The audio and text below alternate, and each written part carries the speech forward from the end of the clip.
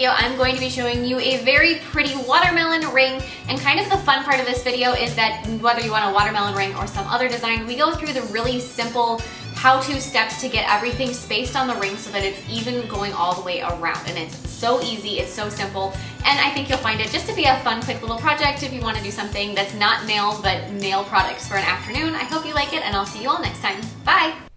So we are going to begin by taking a piece of scratch paper and cutting it into a strip that is about the width that you want the ring. I actually like to cut it a little bit thicker and then kind of shave it down a little bit. Just kind of cut it a size you think might work, wrap it around your finger and see if it's too thick. If it isn't, and it's the size you want, then you can go for it. Then you're going to take and you're going to wrap it around your nail former that is at the size of the ring that you want to make it. So whatever size you want, which first you're going to want to measure an existing ring or measure your finger just to see what size fits, and then make a mark as to where it fits on that. So you make a little mark where they overlap.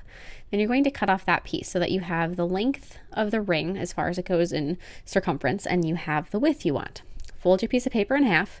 As you can see, when I fold it in half, it is not perfectly the same width all the way down. I didn't measure it, I just cut it by sight. And so then I'm going to take it, I'm going to make a little mark where it's folded on the crease. So you have your piece of paper split in half. Now from this point, because we're trying to make it so that each watermelon slice is it's close to the same as we can get it, and we want it to measure perfectly around the finger, then you're going to take and make a little mark and split each half of the sides of the paper into thirds. So you have 6 total squares going across your piece of paper that are, like I said, as close to even as you can get them. From this point, we're going to draw a triangle. So I'm going to take the middle of the line ahead of it and connect it to the ends of the lines behind it. So this is going to be each little wedge of watermelon. So by going through and doing it this way, you're making a really easy little template, and it is even. The watermelon slices are going to be very close to the same, close enough that the naked eye would never catch if there was any differences between them. And it's going to fit properly. It's going to be the size you want it. And we're not doing any measurements as far as in millimeters or anything. So it makes it so it's actually, I think, very simple. Put a piece of tape on one end of your piece of paper and tape it to your nail former at the size that you want it to be. Wrap it around really tight. You don't want there to be any looseness. You want it to be snug. So wrap that around really, really nice and snug. Take another piece of tape and tape the other end down so that it is completely attached. It's not going to go anywhere. It's not going to slip or slide. It's okay. It'll peel off. The tape will remove later. So it doesn't hurt anything that you're taping it down like that. Then you're going to grab a nail form backing, and you're going to tape the nail form backing to your ring sizer. The great thing with this is it does add just an incremental amount of size to your ring. But the reason I think that's a good thing is because I usually measure rings where they're thin.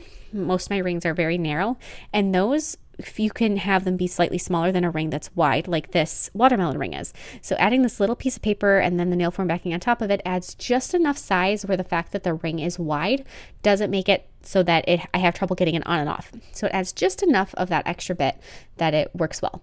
Really tape your nail form backing down so it's nice and smooth. You want to minimize any lumps that are on it as possible, but don't tape right over where you're going to sculpt the ring. Leave that part without any tape. After it's all secure, then you're going to take your colors of acrylic and you're going to start sculpting on top of each of those little triangles of your watermelon slices. I'm going to take a berry color of acrylic and a bright pink, and I'm going to sculpt the flesh of the watermelon with that color. So even though our watermelon slices came to a very sharp point where they touch, you don't want it to be quite that sharp. You want it to be a little bit more rounded. Otherwise, it's going to be too delicate, each space between the watermelon slices. So make them slightly more rounded on the end so that when the rind of the watermelon slice ahead of it touches the one that you're currently working on, later on when you get to that point, there's enough there to hold. So sculpt this portion of each watermelon slice going around. When you're doing that, by the time you get back to the first one you did, it'll be plenty cured that it won't hurt it to do the next layer of the watermelon slice. So just keep going in this little circular pattern, doing step 1 on each slice and then doing the next thing and the next thing. As you're going around, you'll really kind of get a feel for it. If there was any issues on how much acrylic to use, how big of a bead to pick up, what wetness, all of that will be solved by the last one, which is somewhat unfortunate because once you accomplish exactly what you need to know for something like this, then you're done with that step and you have to relearn it for the next stage. It's just kind of funny. One of those things. If you're new to this type of a process where you're sculpting on a nail form backing, I would recommend, if you want to, just to kind of get a little bit of a little bit more acquainted with it. Maybe sculpt a couple little watermelon slices on a nail form backing that's flat before you try to sculpt them over the curve. Not that the curve makes it necessarily any more difficult, but if you were to sculpt one you weren't happy with, it would just be more of a process to remove it without messing up the rest of your nail form backing and your little template underneath. So just keep that in mind. After you have all of them done, you're happy with how thick they are, they look even, they're straight going all the way around. Grab a small bead of white acrylic and spread it across the darker end, the wider end of your watermelon slice. Press it up, and then you're going to drag it through to just add a little bit of a fade. Not smooth, but like a liney fade from the white into the watermelon flesh. Do that for the next one, go through. And then going to tuck in. So as you can see, I changed my process from the first slice to the second one, where the first one I tucked in the back and then I spread it out, whereas from here on out I'm going to spread them out and then tuck in the back. It's like that, you know, you just kind of learn as you go. And with something like this, it doesn't really matter if they're a little different. In fact, you know, a watermelon slice isn't going to be the same from one to one. So if you do go through and you change your process a little bit here and there, it is a-okay. And if you're making a bunch of these rings, say you are making them for friends or for gifts, one thing I think would be really cute for something like this is my daughter always has themed birthday parties.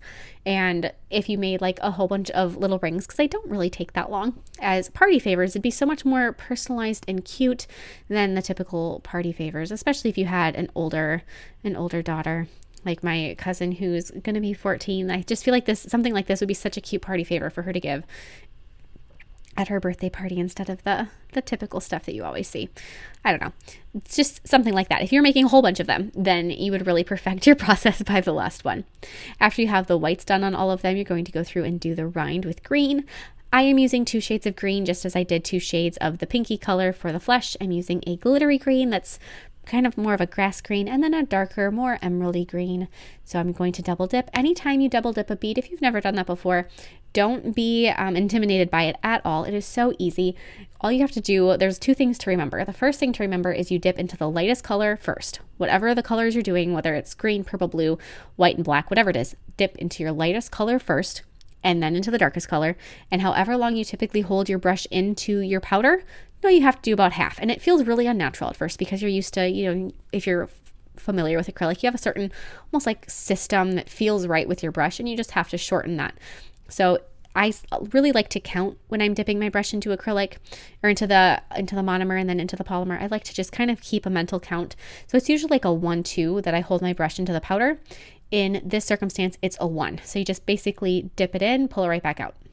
After you have all of your acrylic done, as far as the color goes, you've got the pink, the white, the green on each slice.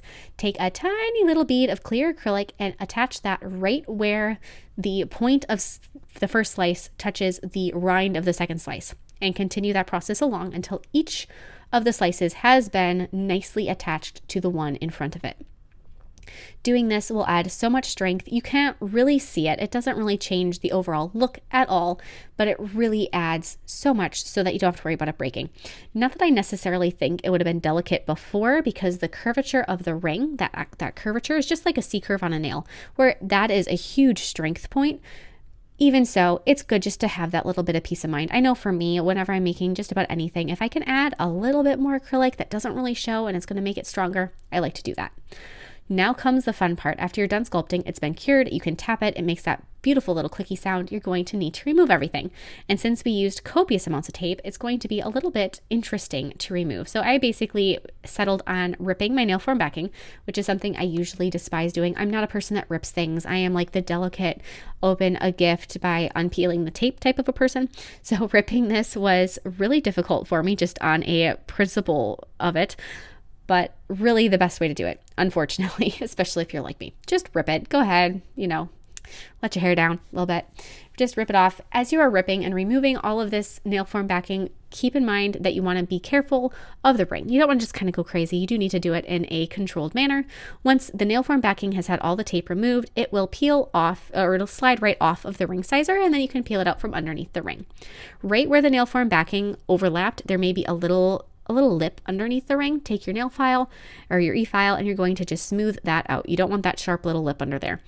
If you want to, this is completely optional, you can go through and with a straight edged hand file the edges of the watermelon slices just to sharpen them up a little bit and smooth them out. It actually makes them less sharp, even though I said sharpen them.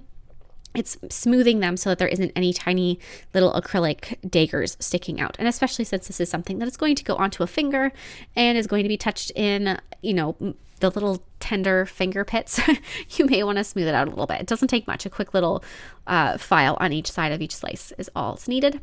After that's been done, I'm going to take some black acrylic paint and I'm going to be adding 3 little seeds on each piece of watermelon. I went back and forth on whether I wanted to do painted seeds or if I wanted to do little black rhinestones. And alas, obviously, I ended up doing the seeds. I figured there was a lot of glitter already because both my bright pink and my brighter green were glitter acrylics, and there was just a basis of that glitter already in the ring that if I did the rhinestones, I thought it might just be too much. So the little black seeds it is. After you have done all of your seeds, whatever method you decide to do, you're going to want to apply a layer of gel top coat over the top to seal in the seeds and give your watermelon a really bright shine. I feel like for watermelon, it is a juicy fruit. You're going to want it to have a shine to it, otherwise it's going to look dried out. Put the gel top coat on one side of your ring, hold it up and cure it. You don't want to put the gel top coat over the whole thing and have any contamination onto your hands. So do one side and then do the other side. So for this, you're going to just do 3 pieces of watermelon and then do the other 3. And that is it. This is the ring. It is actually really comfortable to wear because it's so thin. I hope you guys like it. And if you're interested, I am selling these on my online store. So if you don't want to make one yourself and you want to have me do it instead, check for that. And I will see you guys next time. Bye.